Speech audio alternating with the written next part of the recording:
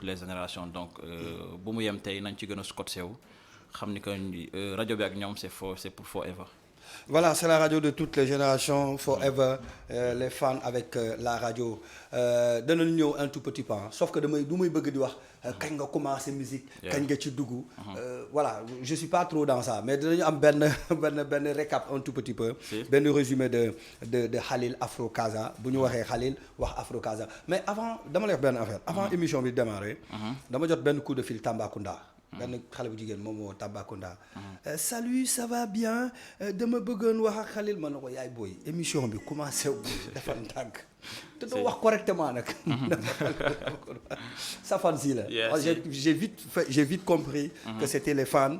Voilà donc un peu partout au Sénégal. Khalil est très très très présent dans les réseaux sociaux. dinañ ci ñëw tout à l'heure parce que l'auditeur n'a pas écouté la radio pour savoir qu'il pouvait participer à voilà keneen mi ngi woote mais ñu ngi jégalu du sa sama téléphone ngeen di woote da ngeen di woote ci numéro bi nga xamante ne moom mooy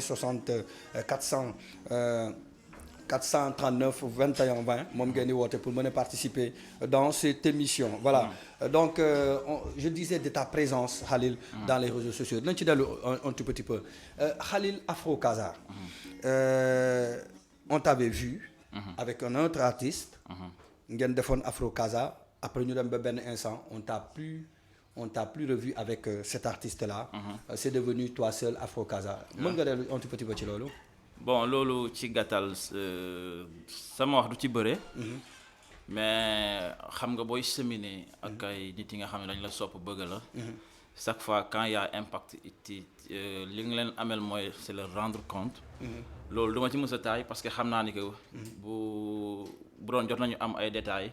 c'est à moi de leur éclaircir certains détails. donc ci lu jëm ci loolu je dirais que dañoo cheminer ba fii mu am mën naa ne. Question de choix la. parce que quand on travaille dans une entreprise bi nga xam ne bailleurs yi dañoo bëre. donc bu demee ba ci digg mu am kenn ki nga xam ne bon il se voit plus à l'aise à faire une autre musique que cette musique. il se voit plus à l'aise dans un autre combat que le combat que Afro Casa est en train de mener. il est de son droit pour mu ne non bon tiens man je pense que yoon bi moo ma gënal bee. donc ñun aussi duñ ci opposé wu on va continuer à porter le flambeau. parce que ku xam Afro Casa xam na ni que Afro Casa est dans le social.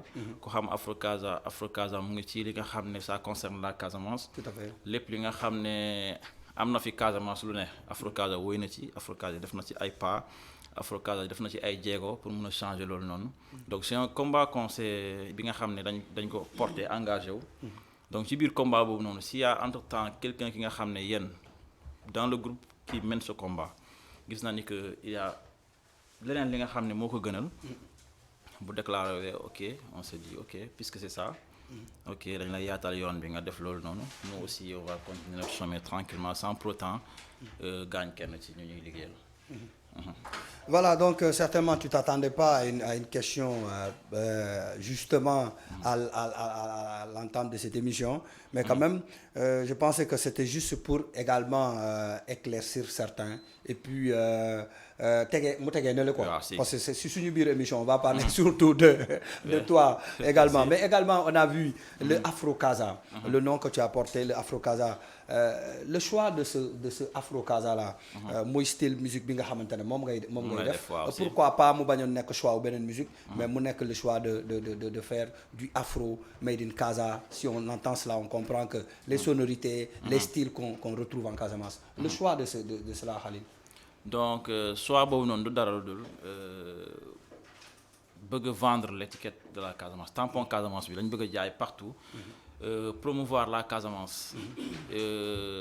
fexe ba xam nga ñi nga xam ne jógee nañu fi daaw dem topp sore mën a dellu si. tamit mu doon li nga xam ne nit ki n'a pas besoin de chercher loin à chaque fois bu déggee sonorité bi. il n'a pas besoin de chercher loin pour xam lii fan la jógee. donc ñu bëgg a yee aussi kumpa si ñeneen ñi nga xam ne mosuñu ñëw Casamance pour xam lu fi nekk. bu toogee nord wala toog feneen dëgg musique bi mu ne ma tiens lii fan la jógee. donc automatiquement bu liiree tour bi il se dit ah. Dans tout ça, il y a le nom Casamance. Des sonorités c'est des sonorités très rares. Donc, sûrement localité bi la mën a jógee. Tout à fait. mu dugg automatiquement xool fan la Casamance bàyyee ko wala lan ak lan la wala culture bi fan ak fan la jógee. Pour souligner benn affaire ni que dañu am culture bi nga xam ne c'est une culture tellement riche bi nga xam ne tibb nañ ci Guinée-Bissau tibb ci fii Sénégal tibb ci Gambie. Tout à fait. Donc mariage boobu noonu bon may nañu ay opportunités yi nga xamante ne mën nañu def musique bi nga xam ne kenn ku nekk dina ci intéressé wu. Donc l'afro casamançaise musique la bi nga xam ne ñun dañ ci yàgg ñoddi. Donc fekk fi ay artistes yi mag yi nga xam ne daan nañ ko def. ñu ne tiens nan la ñuy jëlee maam lu mu fi bàyyoon ak ñun li nga xam ne mën nañ ko apporter ñu def mariage culturel boobu noonu. ñu mën a am ay avancement donc l'afro casamançaise c'est étiquette la d'abord. D'abord bu ma soloon tey t-shirt bi nga xam ne dañ fa bind Afro Casa. nit ki mun na ko gisee comme Afro Casa benn groupe bi. Voilà Afro Casa parce que kii nii il se dit qu'il est un black d'origine de la Casamance. Donc fierté la déjà bi nga xam ne da koy ñoddi. te boo defoon benn t-shirt jaay ko benn waay bi nga xam ne dañ fa bind Afro Casa donc ça le définit automatiquement ni que certes black là mais c'est un black d'origine casamançaise. Okay. Donc loolu noonu la ñuy ndamoo ci biir. Ok donc si on te comprend c'est dans ta musique à travers ta musique tu veux naturellement vendre la destination Casamance mais également ñun également si suñu politique sax ñu ngi koy wax ci lu bari donc le marketing territorial c'est en tout cas c'est une très bonne vision ñu ngi la ci encourager la ci féliciter. Merci le choix de cette musique il y a beaucoup d'autres genres d'autres styles et tout mais nga def choix par rapport ak musique boobu je pense que également tu as les raisons tu l'as très bien défendu. danañu dem déglu benn musique Afro Casa pour certains ñu déglu pour ñu mën a def cette analyse là de ce que tu viens de dire. Puisqu'o ñu ngi koy nuyu de l'autre côté de la technique. moom di gère carrément la technique dans cette émission. yéen a ngi ñuy seetaan un peu partout di ngeen mën a participer ci émission bi ci 77 439 21 20 ci kanam tuuti puisque bu ñu mënee déglu musique ñëwaat encore ak. Big Buzz Production. Afro Casa Music. Are you ready? Hey, come on.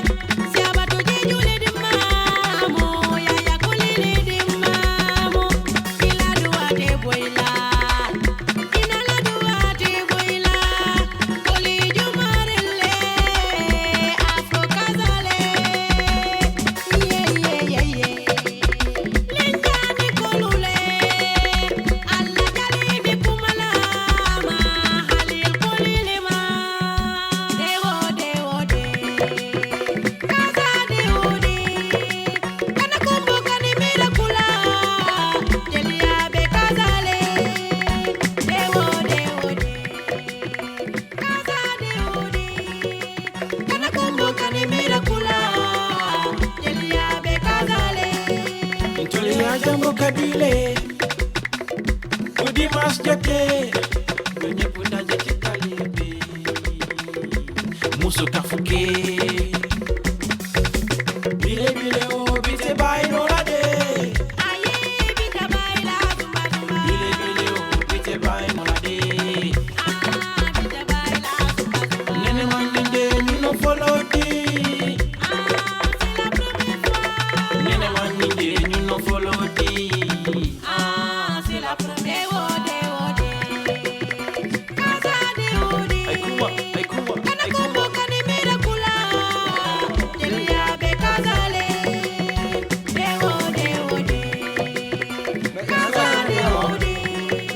mun naa wax may jamono bu mel ci biir sax quoi. Voilà donc c'est du Afro Casa. Yeah. Vous l'avez bien compris hein. Vous l'avez bien compris. Dafa doon sonorité boo xam ne quand même doo ko dégg fenn ci Sénégal. Tu peux faire les 14 régions du Sénégal mais doo déglu doo ko dégg feneen c'est carrément seulement en Casamance ngay dégg style bi. Donc bon Sédhiou. Ah, c'est la Casamance. Tey Kolda c'est la Casamance. Donc bu ñu génnee Kolda génn Sédhiou quand on parle de la Casamance mënuñu leen génne parce que tey ñun ñooy wax rek région de Sédhiou wax région de Kolda mais ça à l'époque c'était la Casamance naturelle. Voilà donc le téléphone n'arrête pas de sonner. Quand même on va permettre certains auditeurs de pouvoir participer dans cette émission parce que war nañu dalal également waa Vision Events.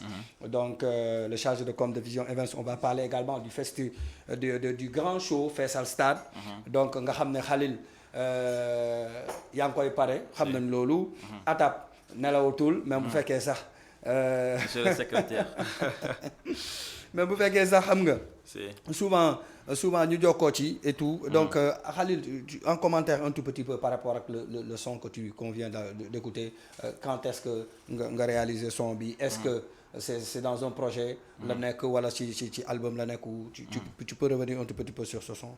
Bon morceau bi Saro c'est mun naa ne ku dégg son bi ni dina xam ni que li luy yee culture casamançaise la ak foo waaye mënte nekk son bi nii mun naa ne dañ ko choisir ci sound bi nga xam ne préparatif album la woon ñu nekk ci ba tey ñoo ngi ci certes on est en pause pour mën a gëstu yeneen projet donc c'est une chanson que j'ai fait avec Yaay Tuuti de Hip Hop Jalikounda waaw donc c'est juste après événement bi nga jógee énuméré léegi nii juste bu séparation bi amee juste automatiquement on s'est rencontré au studio pour faire un truc donc bu ñu joobee projet ba pare c'est un projet authentique bi nga xam ne programmation la lépp amul li nga xam ne c'est virtuel loxo moo ko def ay tëggkat ñëw def seen touche ñun artistes yi jël suñuy voix donc lépp lu authentique la donc bu ñuy liggéey ci la ma ne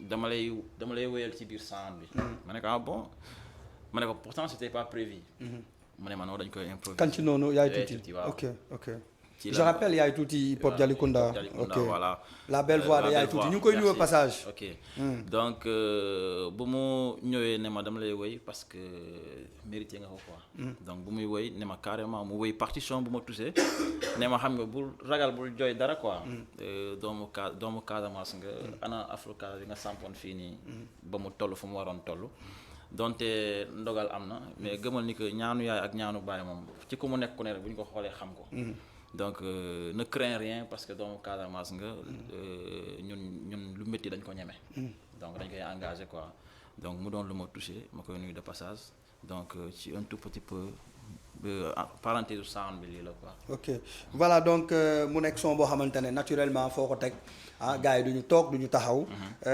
foo ko teg dafay rappeler également voilà daf ñuy delloo dans les rues de Ziguinchor comme tu l'as si bien dit dans la chanson voilà donc une très très belle chanson boo xam ne quand même c'est de l'ambiance comme ni ñu ko xamee Casamance nu ñu xamee doomu Casamance yi dañuy profité ci occasion bi daal ci nuyu ñoom Amina dem jàmbadoo rek la ñuy def ndax keroog bu ñu arrêté jàmbadoo yi malheureusement pour ce qui s'est passé lu ñëpp xam mu doon loo xamante ne quand même dañ ko ñaaw lu ñu ñëpp ça fait ñenn ñu bari ñoo xamante ne dañoo wéet parce que ils passaient souvent le temps dans les jàmbadoo se divertir mais également profiter de cette culture bi nga xamante ne moom la ñu am te moom la ñu bëgg voilà donc ñu ngi ci émission Génération Sans Frontières ku ñu dalal di Khalil sànq yaa ngi wax ne morceau bi dañ ko prévoir pour un album l'album tu penses à quand est-ce l'album de Khalil Afro Casa bon fii je pense que fii ak avril 2023 waaw avril 2023 bu soobee yàlla dina fekk lépp lu ci war luñ ci nar ñu def ko ba pare parce que kii di album lu caagee ne enregistrement bi kese yaa ngi ci enregistrement yi yaa ngi ci dawantu papier yi lépp lu tax album bi mën a légal pour vente bi donc incha allah bu ci yàlla àndee gëm nañ ni que nañu mën a clôturer avant le mois d'avril donc du ma bàyyi ñu sore je vais profiter de l'occasion parce que comme ni nga énuméré tout de suite malheur bu amoon ci Jambadoon bi di jaale def nañu sound Jambadoon léegi di jaale famille ki nga xam ne voilà ndogal dal na ko di encourager ñëpp ñi nga xam ne ay xaritam lañu ay àndandooram lañu woon parce que c'était un fan de Afro Casa donc nit woo na ma sax ne ma pour ma xam la boy bi ndogal bi dal nii moom moo tax donc du coup voilà quoi di jaale de passage. Mais également je pense que comme wax nga ko dañ ci dellu un tout petit peu c'est l'occasion également de sensibiliser d'appeler les autres à la raison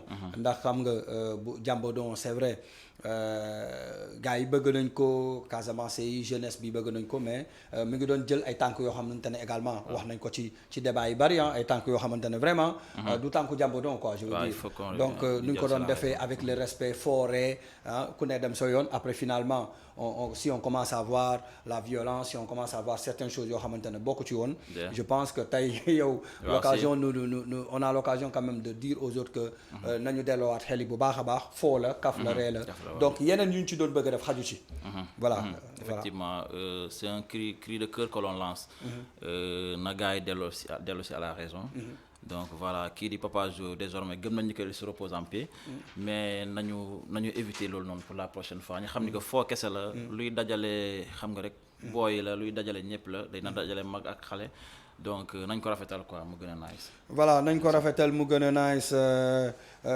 Khalil ñu ngi jëm ci concert bu mag boo xamante ne Faisal Stade lañ ko tuddee maa ngi ko doon wax sànq ton staff vraiment ak ñi nga xamante ne ñoom ñoo la sopp ñoo la bëgg ñu ngi koy waajal yow est-ce que pare nga pour concert boobu. loolu. mooy lu waa ji doon wax laaj ndax France am na. merci donc. pare naa ko te xam naa ni fans yi ñoo ma ko gën a pare parce que téléphone bi du arrêté sonné donc gaa ngi xaar ticket yi gaa ngi xaar réservation bi nan lay demee d'ailleurs show bi nan lay demee dina am VIP prestige dina ticket VIP prestige ñaata la donc da nga xam ne que ñii bu ñu au fait lu ndaw quoi te événement bi doon lu ndaw parce que ñu ko Vision Events doonul Vision Events du structure bu ndaw Vision Events ci lu ñu yëngalu ne xamal ni que lu mag la donc ñi ñëw jël ay artistes yi nga xam ne fu ñu teg seen tànk ku ne fu nekk ñi seen xol yi sedd fans yi aussi xam naa ni que comme ñun ak ñoom mbëggeel la c'est de l'amour sincère pur et dur gaa ngi ba Dakar gaa ngi ba fu ne Tambacounda Kédougou Saint-Louis gars yi dañuy wàcc ci Dolf pour programme bi donc bu yóbboo na ko ku nekk pare pour ne pas que programme bi jàll l'année bi nga ne bu ma xamoon dem.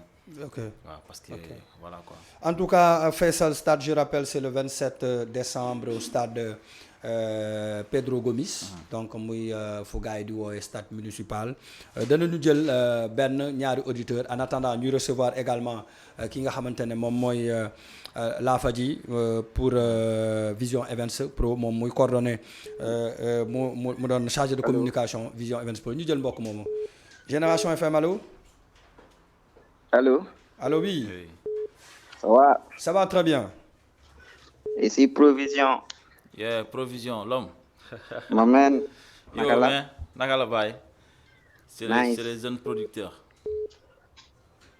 Naka émission bi. Ah ça va, on est là, on gère hein. Sinon nag. yaa ngeen def lu nice hein. Merci beaucoup frère, merci. Bëggee naa leen bu baax a baax. waaw delloo bëggee frère. noonu la de job rek inchallah. Inchallah, merci beaucoup frère. Merci. Allez, ñoo fa. Voilà, merci boobu auditeur ñu ngi koy bëggee di ko jaajëfal ci woote bi ñu jël keneen également. Génération FM allo. Allô. Ça va bien. Oui, Didier Dolf. Oui, ça va. nuyu naa la Aïcha la Belfort. Aïcha Belfort. waaw. Aïcha noo def. Afro Casa. Khalil nam naa la. maa leen raw yéen ñëpp noo leen def. Amina mooy wax noonu. Poté. ñu ngi leen di déglu Poté. kontaan ci yéen. kontaan nañ ci yéen bu baax a baax. xol sedd na. stade bi comptez sur nous les Tigres dañ koy feesal ba mu fees dell. Inch'Allah. ñoom Maya ñu ngi waajal. Inch'Allah pare leen. ñooñu dafa mel ni waa ASC Belfort la de. ñoom la. nuyu nañ leen bu baax kontaan nañ. mais kontaan nañu si woote bi kontaan nañu vraiment. ça fait plaisir. Christophe voilà donc Sistefa ñu ngi koy nuyu di ko béggee ñu jël beneen auditeur allo. allo oui. waaw oui allo ñu ngi lay dégg. c'est l'an Chérif depuis Dakar. yeah l'homme. yeah Jo naka mu. yo mais muy cool sinon nu mu demee. nice ñu ngi suivre émission bi depuis Dakar di am contenté. merci beaucoup ça fait plaisir kontaan nañu si yow. merci frère invitation bi si li ngay wax. merci ndax yaa ngi dundal culture bi. merci frère. surtout culture Casamance yaa ngi koy dundal bu baax moo tax. artiste boo xam ni dañ ko war a jàppale pour mu dem. si. waaw il a besoin du soutien de tout le peuple casamançais. incha allah waaw du dëgg. yàlla baax na incha allah. ok merci beaucoup frère kontaan naa bu baax a baax. duñ la mës a bàyyi. jaajëf l'an Chérif c'est mon gars sûr. jaajëf big up frère. voilà donc merci l'an Chérif ñu jël auditeur bi après ñëwaat parce que Khalil yow bu ñu la toppee émission bi duñ ci wax ay appel rek la ñuy jël Génération FM allo. asalaamaaleykum. maaleykum salaam. allo. asalaamaaleykum frère Khalil. yo mais naka mu. ma vieux depuis Espagne. l'homme waaw ñooñu waa diaspora bi la naka mu. waaw su loo ne yaa ngi si jàmm gaan. waaw maa ngi nii kontaan naa vieux kontaan ci yow bu baax a baax. non gaan yaa tama bàyyi sama liggéey bi sax maa lay suivre nii sax. si dëggantaan. mais fan nga ñuy woowee. sant yàlla xanaa kontaan rek Khalil moo suñu waay la te dafa mu lu muy def quoi. fan ngay wootee. mais courage rek incha allah yàlla baax na ñu ngi sa ginnaaw toujours. waa ji nee na fan ngay wootee fan nga nekk nii. day déglu boppam quoi donc il a du mal. Espagne laay wootee Espagne. Espagne mais nga baal ñu tuuti démb ak défaite bi noo leen ko dundee en Espagne profite aussi. ma ne Espagne laay wootee quoi. waaw xam nañu Espagne ngay wootee mais démb Espagne dañ ko dóor yan nan ngeen dundee loolu waa Espagne nu ñu yeewoo démb. nee na noo dundee match bu Espagne bi démb quoi. dégguma la bu baax. mu ne noo dundee match Espagne bi démb quoi. ok mais am naa la woot naa wootaan quoi.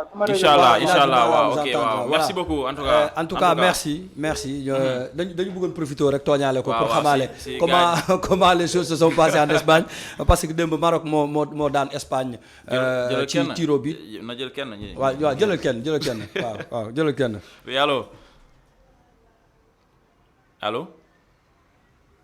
oui. oui allo oui ñu ngi lay dégg. wax yëkkatil baat bi maaleykum salaam soxna si yëkkatil baat bi ci kaw tuuti. na ngeen def. ça va bien ça va.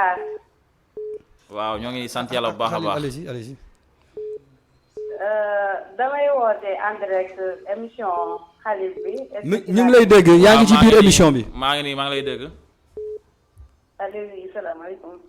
waaw oui maa ngi lay dégg man la Khalil maa ngi lay dégg. Khalil. oui loo nekk. allo waaw maa ngi leen di dégg waa. waaw yaa ngi ci émission bi ñu ngi lay dégg. man maa ngi wootee Mbour. naka waa Mbour dalal ak jaamu. maa ngi wootee Mbour waaw di seetaan émission bi en direct. merci beaucoup ñu ngi nuyu waa Mbour bu baax. waaw Mbour déggee nañ leen. jox ñu tur bi doo ñu ko jox ñu tur bi. kontaan rek dama kontaan. ñoo la gën a kontaan yàlla xam na loolu. jox ñu tur bi. voilà je pense que dañu man maa ngi am kontaan ci yow. waaw maa la gën a kontaan vraiment ñëpp kontaan nañ ci yow. ñu dem jëli keneen ñu jël benn auditeur je pense qu'on va prendre un dernier. ñu duggaat ci émission bi bu ko defee ñu permettre at ñeneen ñu mën a dugg waxoon naa la Khalil. à 14h commencé guñu émission gars yi woote loolu moo xawoon a jaaxal tuuti. allo Génération FM. allo oui. ça va bien. ça va bien merci. waaw ñu ngi lay dégg tur bi ak fooy wootee soxna si. ok d'accord. fooy wootee foo nekk. je pense que c'est les appels de l'extérieur. Voilà, donc dinañ permettre quand même fans si ñu mën a duggaat ci émission bi. Je rappelle tantôt maa ngi ko doon wax il est très présent dans les réseaux sociaux. Khalil c'est quoi yow ak réseaux sociaux bi lan mooy secret parce qu'on te voit une présence extraordinaire. Tu fais partie l'un des artistes casamançais les plus suivis en extérieur. Bu ñu jël tey artistes casamançais yi ñu ñuy bàyyi xel si biti. Def nañ sondage yi on a vu la dernière fois c'est Khalil. C'est quoi le secret? doy na law guddi wala yow da ngay connecté wu rek wala Khalil nan la demee noonu lan mooy problème bi. pourtant mun naa toog benn 24 heures wala 48 heures bi nga xam ne du ma dugg réseaux sociaux. ok donc du dara lu dul mbëggeel bu yàlla def la ci man ak jaam yàlla yi. te loolu dama ko koy santé suñu borom. santé ko képp ki nga xam ne tey moo ngi yeew bu yeewoo ne Khalil bàyyi ma xool lan la posté tey. ok donc balaa may ñëw sax woo nga ma ne la dama war a wàcc chaise Casa Sport. parce que juste une école de formation qui est à côté. il faut la nekk ne ma carrément faa nga wàcc fii parce que ñi chaque jour dañu may ne taal sa téléphone nga dugal ñu ci page Khalil. donc bëgguma nga romb nii bëgg naa nga taxaw ñu gis la. après nga dem fa la nekkoon tardé tuuti nii. mais du dara dul mbëggeel bu nekk ci man ak gars yi la. donc en plus d'être artiste dama porté benn étiquette bi nga xam ne. je me dis être influenceur parce que tey ci samay page artiste bu def sound bu nice fii Casamance dama koy soutenir. ne gars yi diw def na sound bi nii la tudd. ñamal gars yi sound bi gars yi dem abonné wu donc. dafa doon li nga xam ne peut-être maa ngi ci monde ci internet bi maa ngi ci monde bi nga xam ne limité wu ma ko ci man kese maa ngi def lépp li nga xam ne ça fait la promotion de la Casamance. donc xam naa loolu la gars yi sopp gars yi bëgg ko aussi gis lu leen neex ci man ak lu leen doy moo tax duñ ci taay. Voilà, lu leen neex lu leen doy si yow moo tax duñ ci taay mais je pense que également on verra tout ce beau monde là le 27 décembre au stade Pedro Gomis donc lors de ce grand concert ñu tuddee ko Fessal Stade. Voilà donc juste après loolu dañuy dem rek ak ki nga xamante ne moom mooy Lafaji je l'ai tantôt dit doonatul ku ñuy présenter pour ñi xam musique ñi nekk ci li nga xamante ne moom mooy li hip hop donc hip-hopeurs yi ak le monde du hip-hop connaissent très bien Lafaji. C'est vrai que am na benn période boo xamante ne déggatuñ ko fi woon. Je rappelle que mi ngi woon Moscou donc il était pour les études en Russie donc mais gaaynu keus nii moom ak waa ji kii Russie Poutine ñoom ñaar nii kon ça ñu ngi lay nuyu di la dalal si suñu plateau di la wax ne contentement ak mbégte la ñu am n'est-ce pas dalal la fii donc dañuy dem rek plus rapidement parce que temps bi xam naa lu ñu dese barewutul yow tu es le chargé de communication de Vision Events. Voilà donc ñu bëggoon nga dellu si un tout petit peu ci Vision Events un peu après ñu ñëw ci datu le 27 décembre bi Fessal Stade. Ok, merci DJ Dolph. Et merci Khalil. ñuy siyaar tamit te technicien DJ. di wax ne Vision Events label la. label boo xamante ne l'objectif principal de cette structure mooy def la promotion des artistes casamançais comme ni ko rappeurs yi bëggee woon. xam nga rappeurs yi en individualité. ñoom ñoo bëggoon di def seen promotion. tout à fait en réalité tu vois que c'est très difficile d'être en même temps musicien. en même temps nga nekk un label pour ta personne. donc moo tax Vision Events ne. les rappeurs ñun dañ leen bëgg les musiciens bokk et les artistes ñun dañ leen bëgg nag teggil benn charge bi mooy lan. yéen li ngeen di war di def di ko boole ñun dañ leen koy wàcceel ñun ñu jël ko en charge. mooy lan la promotion. lépp li nga xamante ne luy def pour jaay cette culture di nga xamante ne moom mooy la culture casamançaise mu nekk suñu charge mu nekk charge Vision Events. la raison pour laquelle Vision Events juste pour dire que Vision Events mu ngi fii depuis 2 ans. depuis 2 ans il a eu à faire des activités quand même. avec des artistes de l'extérieur des artistes guinéens. et Kaby je pense. la dernière fois. Vision Events def na benn genre collabo ak Kaby ak comment il s'appelle encore One Shot. Hein? Mm-hmm. Don waaj encore benn collabo malheureusement mu avorté. Et tu vois que cette fois-ci il continue toujours son business, il continue toujours s'aligner. Di bëgg a ñëwaat pour dajale waat artistes Casamançais nga xamante ne de différents styles boo xoolee di artistes yu muy dajale da ngay gis ni kii ak style up kii lu mais boo xoolee style yi yëpp style Casamançais lañu. Donc style boobu noonu nga xamante ne tey jii ñun suñu défi mooy style boobu noonu buñ ko tegee stade mu mën a feesal sa sans beneen style ñëw bokk ci quoi.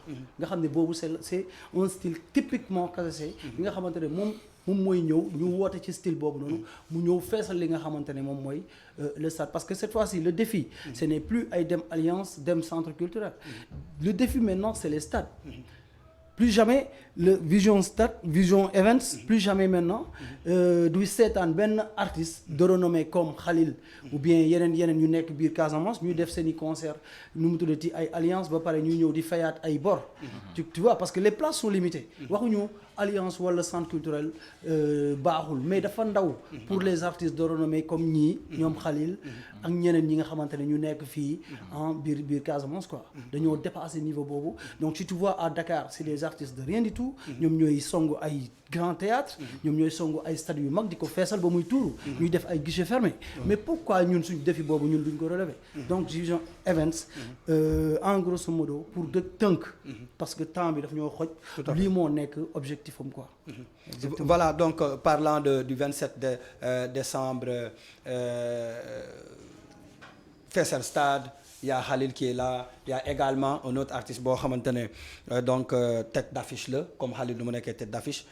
Comment vous avez parvenu quand même à faire ce link entre ces deux poids de ténor sax bu ñu ko mën a waxee ndax si jeune génération bi Khalil il y a un monde fou derrière lui de Mama qui a également tout de Goudomp jusqu'à fan laa ko mën a waxee tey sax Boutout c'est un monde fou derrière également kii comment lu tax mun leen bàyyi Khalil kese wala ngeen bàyyi de Mama kese mu dem ci projet bi. Voilà donc pour répondre à cette question là bien sûr que mënoon nañu bàyyi Khalil kese mu dem ak Vision Events ñu gunge ko mu feesal stade bi mais on a trouvé que fii en général il y a Ziguinchor dafa xaajaloo comprendre nga donc ñun dañu bëggoon laal Ziguinchor fopp kee nekk ci côté bi kii nekk ci côté bi ñoom ñëpp ñu dajale les mêmes mélomanes ñu ñëw daje benn guddi ci benn stade c'est du beau.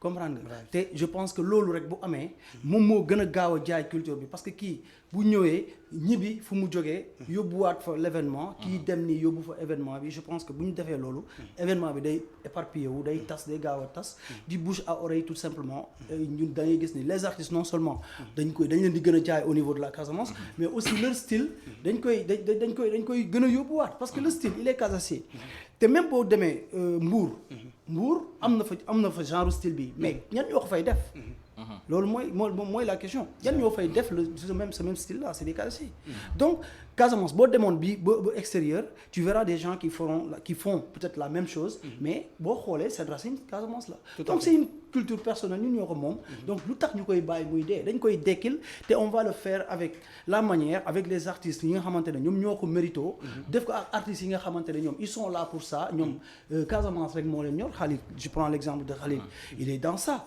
il est dans l'événementiel il est dans la promotion parce que moom bu iñaanul tey un artiste bu génnee benn tube mu rafet mu jël ko dugal ko ci page am c'est pas très facile à voir surtout bu fekkee c'est à l'extérieur parce que les gens ils diront que yow da ngay utiliser sama image pour siw mais lui il le fait malgré que moom xam na que moom il est influenceur xam nga quand on parle d'influenceur tout à l'heure la preuve est que ñi ñaa ngi woote de partout tu vois donc ça veut dire que moom tey bu jëlee un tube d'un artiste dugal ko ci kii am ça veut dire que lui aussi il contribue voilà il est en train d'aider quand même de booster cette culture casamançaise et de booster les artistes en même temps. Je pense que c'est de bonne guerre d'avoir cette mentalité, d'avoir ce comportement-là. Il est en train de le faire. Je pense que également, parce que moi je connais la genèse de ce projet-là. Khalil, personnellement, il avait l'initiative d'aller au stade Fessalko. Voilà, donc Demba Mike avait cette même initiative dem stade feesal ko man jokkoon ak ñoom donc d'ailleurs sax waxtaan nañ ci et puis vous avez vu hier personnellement Vision Events ñu war a mën a boole toutes ces forces là yóbbu ko stade Pedro Gomis mais également on a vu dans les affiches l'approche des ASC également. Tu peux revenir par rapport à ça. Ok, pour les ASC, c'est toujours dans la même mouvance. Parce que les ASC, qu'est-ce qu'ils font? Si c'est pas éventuellement booster le sport et la culture. Parce que boo xoolee ASC boo gis bon je me rappelle bien am na ay ASC yoo xamante ne dañ leen doon wax ne boo leen amul. mais loolu mooy ASC. voilà section féminine doo leen bokk ci compétition yi. donc ça veut dire que les ASC dañuy bàyyi xel la culture.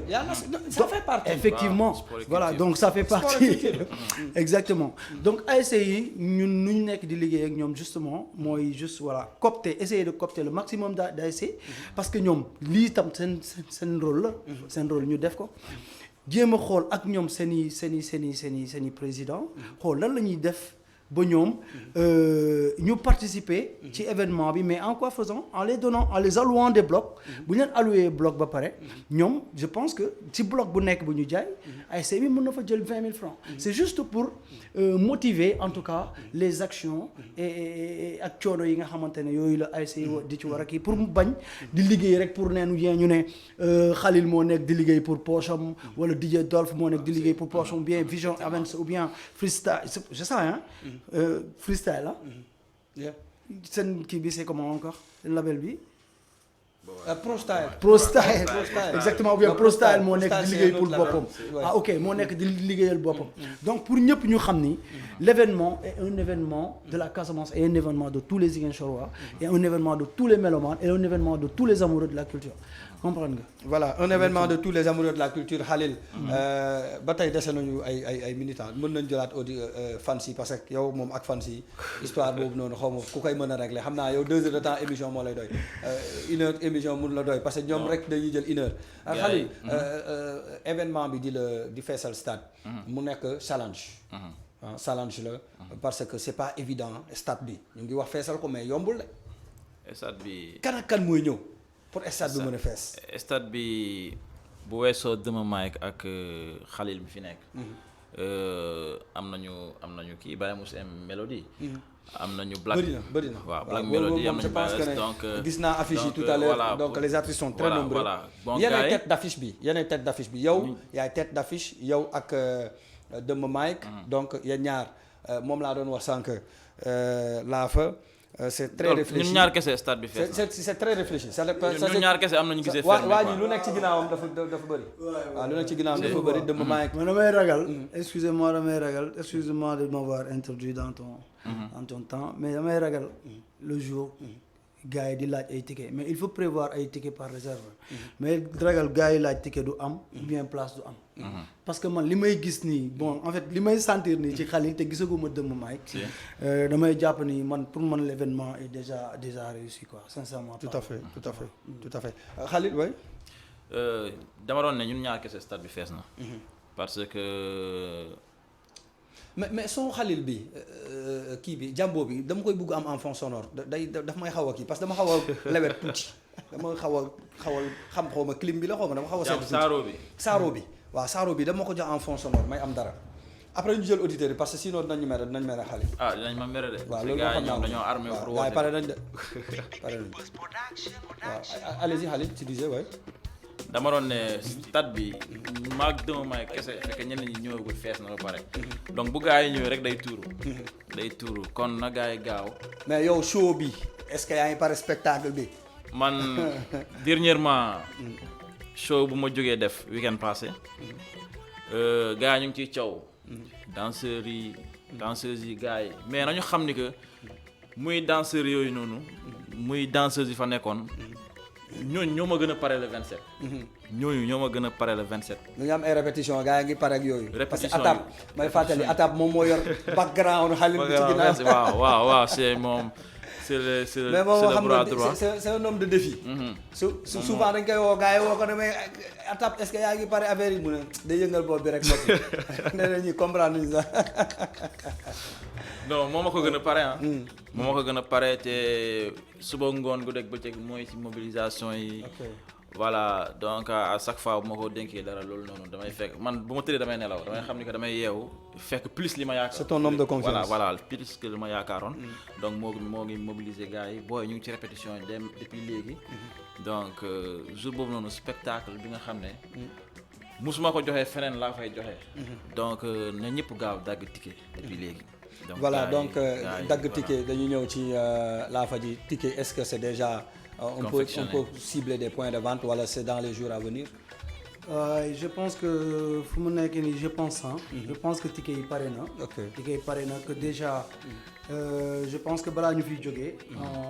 on va communiquer sur les points de vente. tout à fait ñu mën a xam fan la ñuy teg ak ñan la ñuy jox ASC yi nga xamante ne ñoom pare nañ déjà pour accueillir les tickets. jox les artistes yi nga xamante ne sont les génnee leen seen i tickets ñi nga xam ne ñoom ay tête d'affiche lañ. nga xamante ne tey jii dégg naa sax am na ñoo xamante ne ñoom déjà. dañuy gànnaayoo seen xaalis sax di doxantu quoi pour di laajte. di laajte t-shirt xam nga t-shirt yaa ngi nii. waaw man jot naa moom ngay gis ci écran bi nii ah t-shirt yi ngay gis nii. voilà déjà c'est les t-shirts de Khalil. ñu dem ci effigie Khalil Afro Casa def Ziguinchor. beneen bi c'est Khalil Afro Casa tout court. amul Ziguinchor donc am na ci couleur yu bari. là-bas tu vois voilà am na également pour les filles en Faisal Stade bi waaw. ok côté design. kenn du liw. waaw kenn du liw sur programme bi. mais ñu xool auditeurs yi parce que damay bañ aussi auditeurs Khalil yi ne Khalil sa émission yi mënu mën sa def yëpp. waaw mais gars yi. waaw bii moo ci neexul parce que ñun waxuñu quoi. ak yow waaw ils vont se plaindre. en attendant oui Laafa tu disais. Ouais, je disais pour juste dellu si waat si concept bu Faisal Stade bi. En fait le Faisal Stade était juste un défi parce que. c'est bon waaw. ñi mën nañ ko gisee nii Faisal Stade. ñu jël auditeur bi c'est important fi nga doon nekk ñu jël auditeur boobu allo. oui allo. allo Génération. allo. voilà donc oui Laafa le temps ñu jot kooku. le temps ñu am ko oui. Je disais tout à l'heure ñi mën nañu gis juste Faisal Stade. ñu ne mais c'est quoi Faisal Stade. comprendre ñuy wax gars yi ne le Faisal Stade c'est juste une vision. c'est juste benn défi. qu'on s'est lancé que Vision Events s'est lancé. tout à fait en collaboration en fait avec les artistes qu'on a mis en Khalil et Domomaye.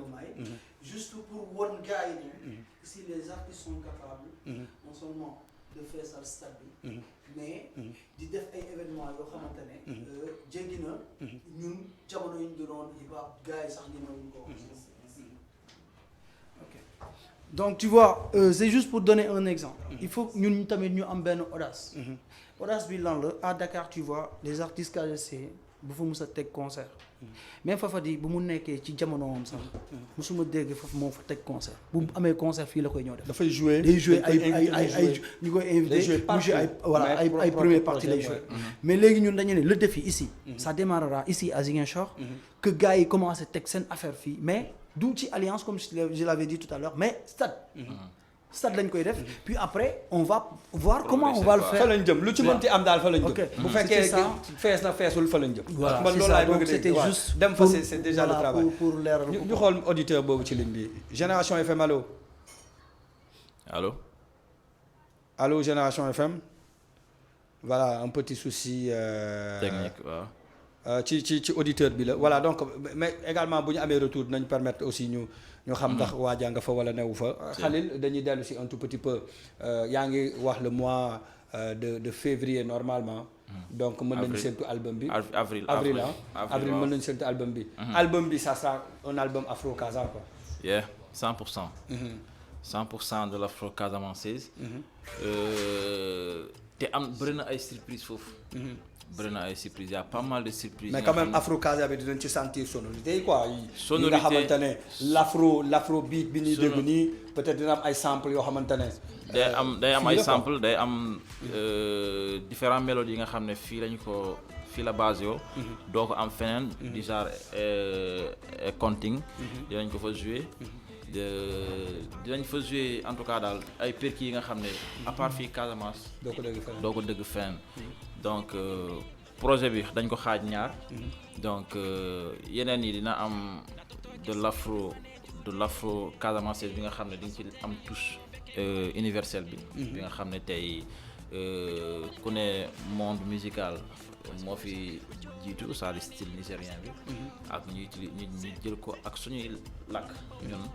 donc def mariage bi.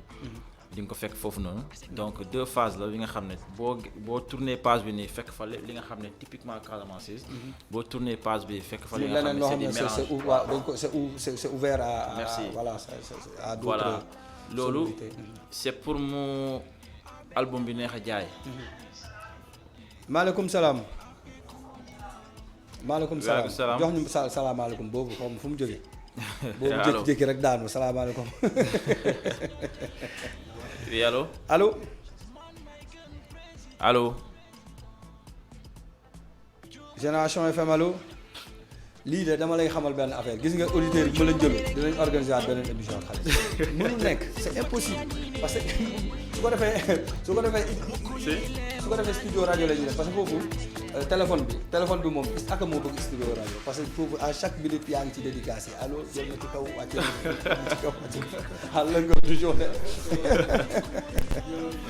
leen de xam naa ne gars yi ngi xëccoo ligne bi moom ça c'est j'en suis convaincu parce que dinañu xam ni que temps bi ngi leen may bëréewul benn instant tëjoon nañu téléphone bi tout à fait tijjiwaat ko donc xëccoo bi xëccante ligne bi kuy dugg ak kuy génn allo asalaamaaleykum oui waaleykum salaam xale ñu ngi lay ziar yooyu delloo siyaar frère DJ Dolph aussi ñu ngi lay ziar bu baax a baax waaw allo Dolph mu ngi lay dëgg waaw delloo na la siyaar man la Michel depuis Dakar Michel jaajëf frère naka mu Khalil naka mu Michel Pello muy cool kay def nga lu nice oui bon di la wax ni que ñu ngi waajal le 27 de xam na ni dara du yomb moom. waaw waru yomb moom waaw stade bi moom day tuuru. Inch'Allah stade municipal boobu sax dama ko xeeb dañoo waroon dem Aline Sitoé rek. waaw Aline Sitoé c'est pour des raisons techniques moo tax. Aline Sitoé am na lu tax quoi moo tax. comme gars yi dañuy waaj a réfectionner stade bi donc on pouvait y aller que. gars yi ñoo war a tëj stade bi quoi. waaw yàlla baax na. tranquille mais kontaan nañu bu baax a baax ça fait plaisir. ok. Michel jaajëf. Michel merci d'avoir appelé. Merci beaucoup Michel. oui allo keneen ñëw na allo. salaamaaleykum. waaleykum salaam. c'est Aïcha Diémé Atom présidente Afroca. Atom wax ñu d'abord foo ñu woowee. Lindiane Koboda prési. waaw comme mooy prési staff Afrocas dalal jàmm prési. moom nag laa bëggoon waxal nag. waaw moo ngi noonu de Dolph waxal. prési ça va. ça va bien. président yaa ngi pare bés bi. naka mu yéen a ngi fi jàmm. ñi ngi sant yàlla bu baax. essayé naa woote ba sonn ba léegi mënuma. ñu ngi jégalu de. mais comme jot naa la rek. Pisco la rek technicien bi la rek Pisco Gassama rek la. technique moom lu yàqu ñu ne technicien bi la. mais Assom Ba yaa ngi pare le 27 décembre loolu lañ leen njëkk laaj. waaw du yomb le 27 décembre du yomb. waaw. nee na le 27 nekk rek ñëwal teew du yomb dina kumbute dagal. yàlla bu mu taw. waaw. mois de décembre. non man président dama kaa wóolu président moom. ñu ngi koy waajal ak doole sax. waaw Afro Casa moo woote du yomb. waaw ñu xam la ci ginnaaw Afro Casa. nga nekk jigéen ju mën góor nekk seen jigéen di leen taxaw à tout moment lan nga ban conseil wala ban message sax laay wax nga am pour Khalil. à tout moment comme conseil yi ma koy jox tout le temps man moom dañuy nekk. mu gën a góorgóorlu ci liggéey bi rek. gën a góorgóorlu ci liggéey bi te tamit di remercier fans yi toujours. waaw fans yi tamit tout le temps dama koy ne muy remercier fans yi ndax fans yi ñu ngi fu ne. macha allah. tey ñu bëgg a woote ñu ne dañ may woo ne ma ñu ngi woote jotuma leen man li man ni maa ngi woote jotuma. dafa xat. donc nit ñi ñoo ko bëgg. waaw di ko ñaanal rek carrière am bi ci kaw ci kanam rek ci lu baax incha allah amiin. waaw loolu rek lañ koy ñaanal à ce moment. yaa ngi waaj kaar yi dégg naa sax keroog da ngay kii ma atab nee na ma nee nga da ngay préparer benn laax balaa gars yi di ñëw ci concert. moom kay. atab moom ma ko wax ne précis. atab nee na bana laax nga bëgg a def. man sama tale dama leen koy jox Afro Casa moo ma jaral lu ne. waaw loolu moo leer na moom. man maa ngi fi may liggéey bi laa bàyyi di woote. ndeysaan. ana neex na man Afro Casa moo ma jaral lu ne. sama tale laa ma jox kontaan ci yow. Allez, merci beaucoup. Ok. Merci d'avoir appelé. Voilà donc la fa ji lu ñu dese si temps barewtul. dañuy delloo si juste rek par rapport ak côté promotion wu 27 bi nan ngeen ko envisager. Ouais, déjà avec Khalil. ñu ngi gis ni promotion baa ngi jàll. donc ñun aussi de notre côté. ñu ngi koy def à travers les ASC. à travers aussi les artistes des coins et des recoins parce que tamit c'est important hein.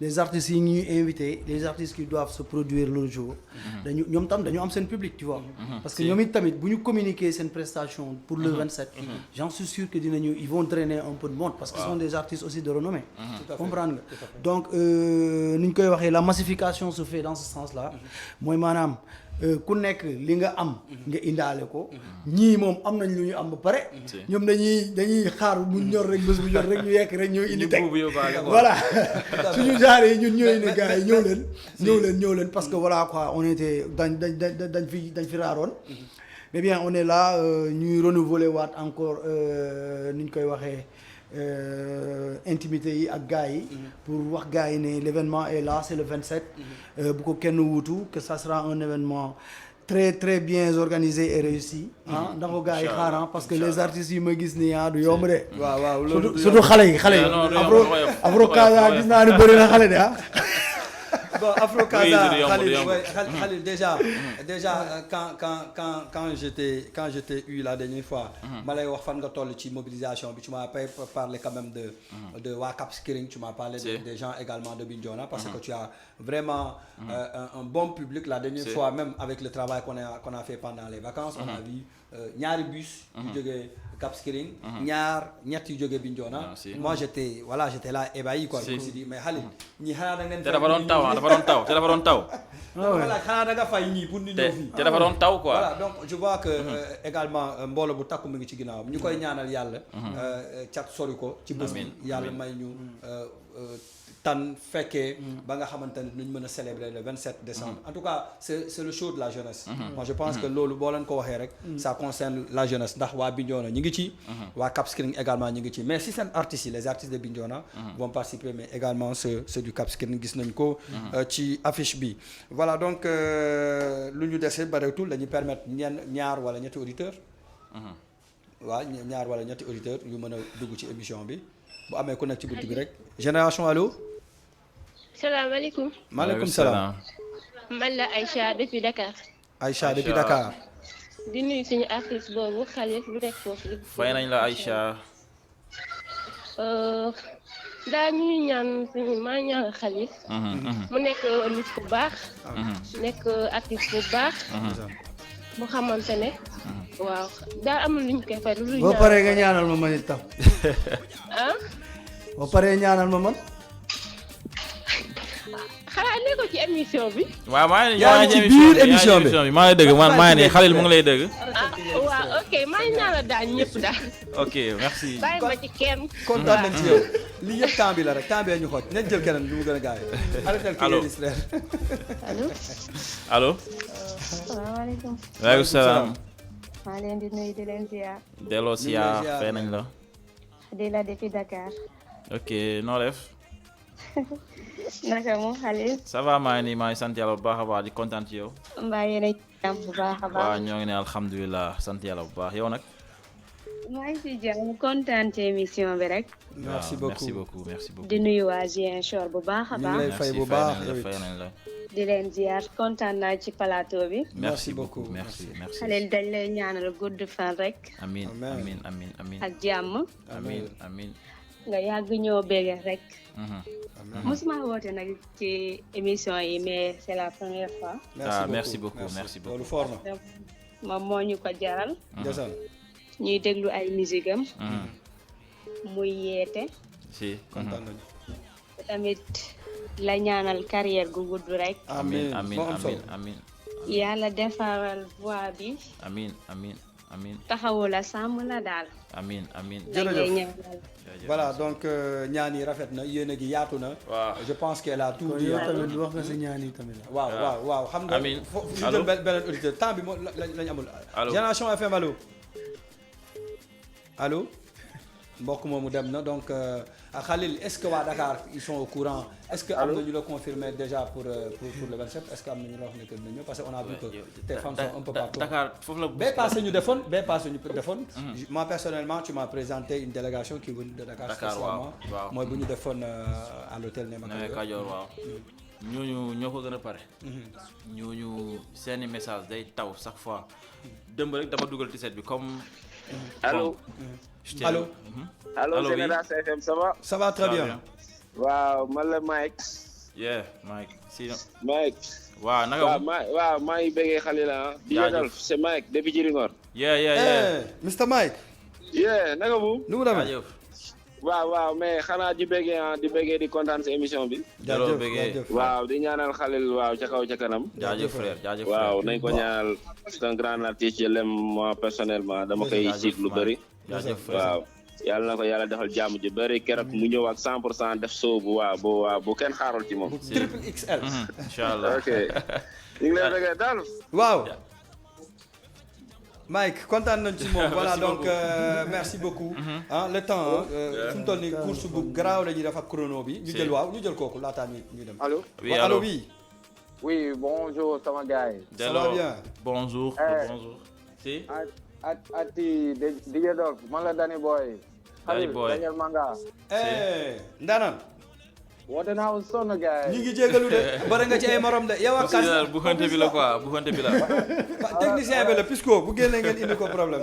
ainsi dama bàyyi job bi yëpp pour déglu nekk en direct ci émission ñu ngi jégalu waaw mais tout d'abord sant yàlla rek di remercier suñu artiste bi parce que Khalil bien vrai que ça fait presque 3-4 ans bu ñu xamante mais bon benn wala ñaari lañ mën a gisante mais bon ñu ngi coordonné dëggantaan waaw di ñaan aussi li ngeen sumb nii ci le 27 inchallah nekk ci jàmm xam nga gaay feesal sat waaw yow moom amul yow zéro faute quoi jàmm rek laa lay ñaanal jàmm rek laa lay merci frère borom baax waaw ñaanal la tamit suite de carrière bi tu n'as encore rien fait pour l'instant dëggantaan ñu ngi lay xaar ci ginnaaw inchallah waaw en tout cas nous ici depuis Dakar on te supporte waaw jaajëf merci beaucoup Pisco baax na merci jaajëf one love voilà donc l'émission tire à sa fin je pense que ñu ngi ci première phase bi ñu ngi ci première phase promotion li nga xamante ne moom mooy le 27 décembre ak Khalil nous allons revenir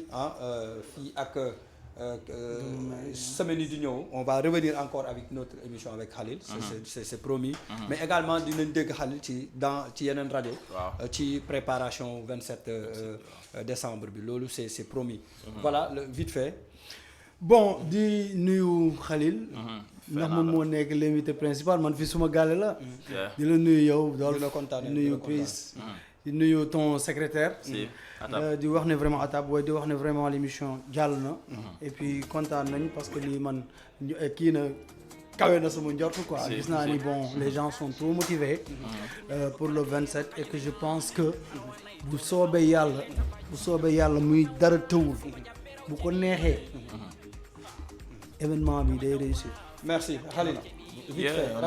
man moom di remercier ñëpp ñi nga xam ne ñoo ngi seetaan ci diaspora bi fii biir Sénégal ak feneen di remercier ñi nga xam ne aussi jëm nañu dugg def seen lépp mënul nekk di leen ne ni que yoon yemul ci benn dina amaat yeneen une autre fois donc di remercier Dolph ak Vision Events di ne gars yi rendez-vous le 27 Khalil très prochainement rendez-vous le 27 merci beaucoup voilà c'était Génération Sans Frontières on se donne rendez-vous dans un autre numéro à très bientôt.